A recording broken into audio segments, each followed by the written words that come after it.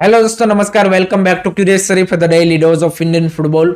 तो सबसे पहले बात करते हैं इंडियन नेशनल टीम के बारे में, बिकॉज मार्केट में भाई जो चर्चा है वो भाई उनके बारे में ज़ोरों शोरों से हो रही है। फैंस यहाँ पे बड़े बदलाव की बात कर रहे हैं and after that humiliating loss against Thailand और ज़्यादा भाई लोग यहाँ पे इंडियन फुटबॉल में रिवोल्यूशन लाने की भी बात कर रहे हैं।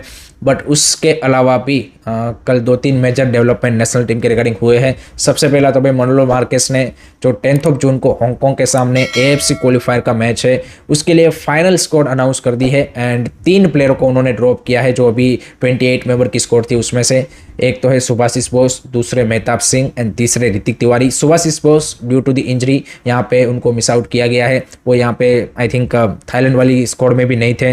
मेहताब सिंह का भी जाना यहाँ पे यू कैन से कि एक्सपेक्टेड था, आइदर मेहताब सिंह और साना सिंह, बिकॉज आप एक एक्स्ट्रा सेंटर बैक लेके जा रहे थे। एंड तीसरा ऋतिक तिवारी भी, क्योंकि आप 4 कीपर थे तो वहाँ पे भी एक्सपेक्टेड था कि एक कीपर को ड्रॉप किया जाएगा। सो ये एक्सपेक्टेड यू कैन से कि यहाँ पे नेम्स थे।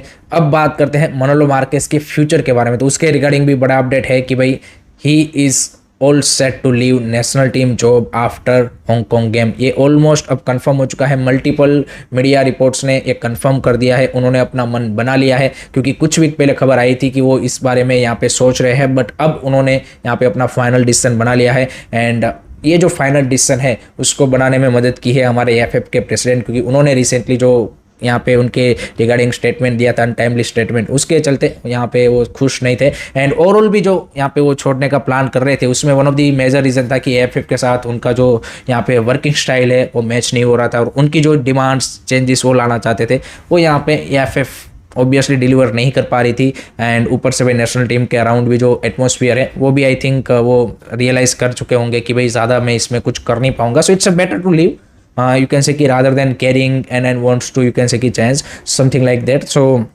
I think that's his decision and I think कुछ फैंस यहाँ पे इससे खुश भी होंगे क्योंकि वो चाहते थे कि भाई कोच चेंज हो जाना चाहिए। अब भाई कौन नया कोच बनेगा उसमें भी काफ़ी सारी डिबेट चलेगी।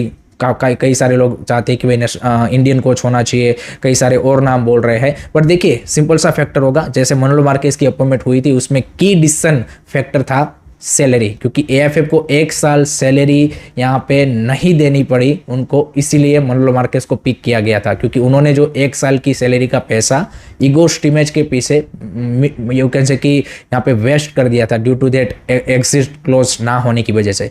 तो अगेन वो यहाँ पे नया कोच जब लाएंगे, अभी भी एएफएफ की फाइनेंशियल हालत कोई ऐसी अच्छी हुई नहीं है, तो नया कोच भी जो आएगा वो उसी बेसिस पे सिलेक्ट किया जाएगा कि भाई फाइनेंशियल हमारा जो बजट है उसमें कौन फिट होता है। अब यहाँ पे मनोलो मार्केस के छोड़ने से कई सारे लोग खुश भी होंगे कि हाँ भाई कुछ होगा, क्योंकि वो यहाँ पे नेशनल टीम में कुछ ज़्यादा कर नहीं पाए। बट देखिए गाइस, पहले हमने ईगो स्टीमेज को हटा दिया, फिर अब मनोलो मार्केस जा रहा है, नेक्स्ट कोई और कोच आ जाएगा, चीज़ें आपकी चेंज नहीं होगी। That is the reality. क्यों नहीं होगी मैं बताता हूँ, क्योंकि कोच चेंज करना is not the only you can say कि way to improve your team. वो एक फर्स्ट स्टेप आप ज़रूर बोल सकते हो कि चीज़ें जब आपके फेवर में नहीं चलती या फिर वो है, तब आप कोच को तो ऑब्वियसली क्रिटिसाइज करोगे, उसको यहाँ पे हटा दोगे, वॉटएवर करोगे। But what about the players, what about the AFF, what about the clubs, academies, grass root coaches, youth coaches, इसके बारे में क्या? क्योंकि इंडियन फुटबॉल के इकोसिस्टम में भाई इन सब का भी उतना ही इंपॉर्टेंट रोल है जितना नेशनल टीम के हेड कोच का। एंड जिस तरह से भाई हमारी टीम यहाँ पे परफॉर्म कर रही है, इन सारी चीज़ों में जब तक एज अ फैन हम यहाँ पे वॉइस रेस नहीं करेंगे तब तक आपको ज़्यादा चेंज नहीं देखने को मिलेगा, या तो फिर आपको भाई POI/OCI प्लेयर लाने पड़ेंगे। सिंपल सी चीज़ है। एंड इंडियन इकोसिस्टम में भाई अगर हम रियलिटी देखें तो POI/OCI को लाके भाई नेशनल टीम में खिलाना is guaranteed success rather than believing in this you can say कि स्टेक होल्डर्स की भाई वो यहाँ पे इंडियन फुटबॉल के यूथ लेवल पे, ग्रास रूट लेवल पे काम करेंगे, क्योंकि ये रियलिटी है गाइस। तो ऑलवेज रियलिटी को देखना चाहिए। आइडियली तो मैं भी चाहता हूँ कि भाई हमारे यहाँ पे होम ग्राउंड प्लेयर हो एंड वो यहाँ पे अच्छा करे नेशनल टीम के लिए, लेकिन ऐसा होता नहीं है। सो कुछ महीने पहले मैंने बोला था यहाँ पे कि and game for India is to import the talent, यानी कि ओरिजिन प्लेयरों को खिलाना। That is still reality and that is in future also will be the reality, simple as that. अभी यहाँ पे फैंस आई नो कि थाईलैंड गेम हारने के बाद एंड मे बी अगर हांगकांग के सामने भी हम यहाँ पे हार गए तो और ज़्यादा यहाँ पे फ्यूरियस होंगे, डिमांड करेंगे चेंजेस की, वो करेंगे। बट सीन गाइस यही है कि इंडियन फुटबॉल में अगर चेंज होना भी है तो सेम चेहरे वाले यहाँ पे लोग हैं वो वापस अलग मुखौटा पहन के आ जाते हैं। एंड इसी तरह से इंडियन फुटबॉल चलता आ रहा है एंड आगे भी ऐसे ही चलता रहेगा। That is reality. अब थोड़ी सी बात कर लेते हैं हांगकांग की, क्योंकि कल हांगकांग ने नेपाल के सामने भाई यहाँ पे फ्रेंडली मैच खेला है। नेपाल ने भाई 0-0 से ड्रॉ खेला है अवे में जाके। तो भाई नेपाल अगर हांगकांग के सामने ड्रॉ खेल रहा है, दैट मीन्स 10 जून को आप समझ सकते हो कि इंडिया को यहाँ पे क्या रिजल्ट प्रोड्यूस करना पड़ेगा। कोई एक्सक्यूज आपके पास है नहीं अब। नेपाल जैसी टीम अगर उनके सामने निकाल रही है परफॉर्मेंस, एंड मैं देख रहा था मैच, जिस तरह से आप देखिए नेपाल, चाहे भले ही हांगकांग ने गेम यू कैन से कि ओवरऑल डोमिनेट किया हो वॉटेवर, बट काउंटर पे या फिर फिजिकलिटी में उनको चैलेंज दे रहे थे। ऐसा नहीं था कि भाई Nepal looks like completely you can say कि weak team. So I think now it's for Indian team, they are gonna be in a lot more pressure भाई, क्योंकि नेपाल अगर वहाँ पे रिजल्ट डिलीवर कर रहा है देन इंडिया को भी करना पड़ेगा। So that is the story about Indian national team. Let me know guys, आपके क्या थॉट्स है, आपके क्या ओपिनियन है, कमेंट सेक्शन में ज़रूर बताइएगा। नेक्स्ट उसके बाद बात करनी है भाई AFC फीफा वर्ल्ड कप क्वालिफायर्स के बारे में। And what a story for Uzbekistan, they qualify for FIFA world cup first ever time. I mean it's brilliant story, and जिस तरह से उन्होंने अचीव किया है इट्स ट्रूली रिमार्केबल। उसी के साथ जॉर्डन भी भाई पहली बार फीफा वर्ल्ड कप क्वालिफाई किया है, सो जॉर्डन को भी कॉन्ग्रेचुलेसन। एंड साउथ कोरिया ने भी अपना जो क्वालिफिकेशन है उसको सिक्योर कर लिया है। तो राउंड 3 खत्म होने से पहले 5 जो एशिया की साइड से उन्होंने अपना वर्ल्ड कप क्वालिफिकेशन सिक्योर कर लिया है। Japan, Iran, Uzbekistan, south Korea and Jordan. अब फाइट बची है एक ही स्पोर्ट की राउंड 3 के एंड पे, एंड वो होगी between Australia and Saudi Arabia. Australia ने कल जापान को 1-0 से हराया, and that shows Australia's resilience, because जिस तरह से वो मैच खेला गया, जिन्होंने देखा होगा उनको पता होगा। जापान ने पूरा गेम डोमिनेट किया है, पोजीशन वाइज 70% पोजीशन था उनके पास, लेकिन वो at the end of the day match हार गए। नो डाउट जापान की बी टीम खेल रही थी, क्योंकि कई सारे यंगस्टर को जापान ने इस मैच में मौका दिया था, क्योंकि ऑलरेडी वो क्वालिफाई हो चुके हैं। बट स्टिल आप देखिए ऑस्ट्रेलिया ने यहाँ पे एंड में वो last I think 90th minute पे वो गोल मार के गेम से क्रूशियल 3 पॉइंट लिए, जिससे भी उनका वर्ल्ड कप क्वालिफिकेशन का चांस और ज़्यादा मजबूत बन चुका है। एक्जैक्टली मैं सेम चीज़ यहाँ पे आपको यहाँ पे जब थाईलैंड के सामने हम हारे तब बता रहा था कि भाई चाहे थाईलैंड भले ही आपको ओवरऑल गेम डोमिनेट किया हो, लेकिन इंडिया के पास 1-2 जो चांस मिले, अगर उनको फिनिश किया होता they will able to grind the result, but हम नहीं कर पाए। एंड ऑस्ट्रेलिया और कई सारी टीम है भाई, इट्स नॉट ऑलवेज अबाउट कि आप पूरा गेम डोमिनेट करो, पोजीशन रखो, वटेवर रखो। आप अगर सामने वाली टीम से कम चांसेस बनाते हो, आपको उनको फिनिश करना पड़ेगा, तभी यहाँ पे आपकी वो मेंटालिटी, आपकी वो टीम यहाँ पे डेवलप होगी। बट इंडिया की तो क्या ही बात करें अभी, हमारी तो हालत ही वो है। सो ऑस्ट्रेलिया एंड सऊदी के बीच में अब तगड़ी टक्कर होने वाली है, एंड लेट्स सी यहाँ पे जो लास्ट टीम है फ्रॉम राउंड 3 कौन सी वो क्वालिफाई होती है। एंड उसके बाद राउंड 4 में भी भाई 2 टीमें क्वालिफाई होंगी।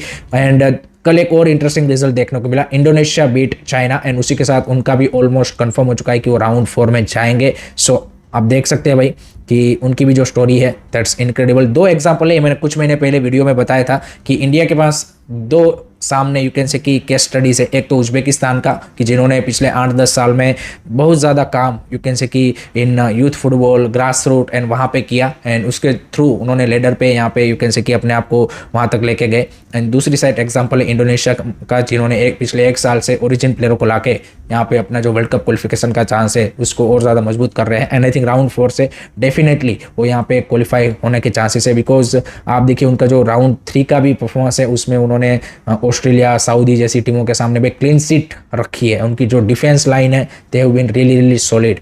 एंड कई सारे मैं फैंस देख रहा हूँ कि उज्बेकिस्तान जैसे वर्ल्ड कप क्वालिफाई किया है तो एग्जांपल दे रहे हैं कि 2018 में उनकी रैंकिंग थी 95, हमारी रैंकिंग थी 97। तो देखिए FIFA ranking is not the you can say कि परफेक्ट पैरामीटर टू जज एनी टीम। ऑनेस्टली गाइस, जो फुटबॉल को जानते हैं उनको पता होगा, क्योंकि कौन सी कंट्रीज ने किसके सामने खेला है और किसके थ्रू अपना फीफा रैंकिंग इंप्रूव किया है, उससे आप यहाँ पे अपनी यू कैन से की टीम को जज नहीं कर सकते। पर्टिकुलरली यू कैन से कि आफ्टर 50 फीफा रैंकिंग, टॉप 50 में तो क्वालिटी टीम ही होंगी या फिर टॉप 70 आप बोल सकते हो, बट उसके बाद वाली जो रैंकिंग वाली टीमें हैं वो ज़्यादातर भाई किस ओपोनेंट के सामने खेलती है और अपना फीफा रैंकिंग इंप्रूव किया है उसके ऊपर डिपेंड करता है। हम सबको पता है कि इंडिया ने 2023 में भी क्या किया था अपना रैंकिंग इंप्रूव करने के लिए और वो पोर्ट 3 में आने के लिए वर्ल्ड कप क्वालिफायर्स के। एंड चाहे भले 2018 में हमने यहाँ पे वो यू कैन से कि 2015 टू 2018 हम अच्छा करके आ रहे थे, बट हम भाई यहाँ पे कभी भी स्ट्रॉन्ग ओपोनेंट के सामने नहीं खेलते, जबकि उज्बेकिस्तान ने always played against strong opponent. दूसरा जो मेजर डिफरेंस है उज्बेकिस्तान एंड इंडिया में कि उज्बेकिस्तान का जो बैकग्राउंड है वो रशियन लिंक्ड है। वो 1991 में यहाँ पे उन्होंने इंडिपेंडेंस लिया, तो वो पहले यूएसएसआर का हिस्सा थे, तो वहाँ पे वो रशियन यू कैन से कि फुटबॉल का काफ़ी इन्फ्लुएंस है। तो उनको आप इंडिया के साथ एज सच कंपेयर नहीं कर सकते। मेरा ये कहने का मतलब है कि उनका एक अलग ही ट्रेजेक्टरी है, बट उन्होंने एक चीज़ उनसे सीखने लायक है कि भाई उन्होंने 8 साल में उनकी यूथ टीमों के ऊपर, उनकी you can say grass root के ऊपर काफ़ी ज़्यादा मेहनत की एंड उसके थ्रू उन्होंने अपनी टीम को बिल्ड किया है। उन्होंने ओरिजिन प्लेयरों को लेके नहीं आए। एंड दूसरा आपके सामने केस स्टडी में है इंडोनेशिया कि जिन्होंने भाई ओरिजिन प्लेयरों को लाके यहाँ पे अपना जो स्ट्रॉन्ग केस है वो वर्ल्ड कप के लिए स्ट्रॉन्ग कर दिया।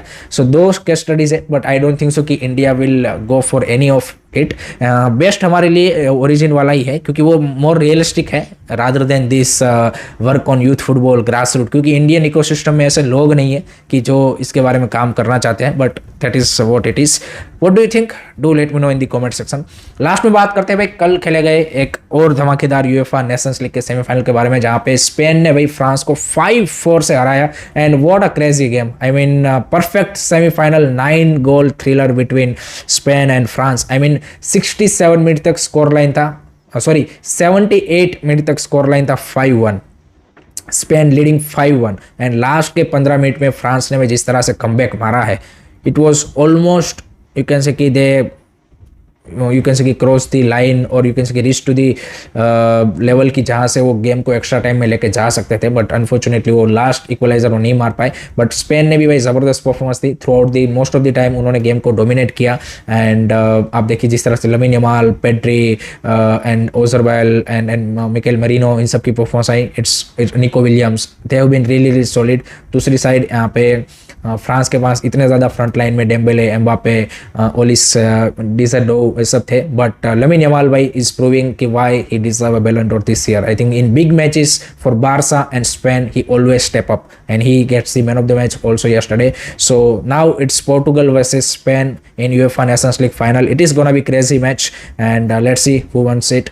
Let me know guys आपको कैसा लगा मैच, कमेंट सेक्शन में जरूर बताइएगा। So that's it from my side guys regarding today's Indian football news. I hope कि आपको वीडियो पसंद आया होगा। Keep supporting Indian football. Don't forget to like, share, subscribe curiosity. जय हिंद, जय भारत।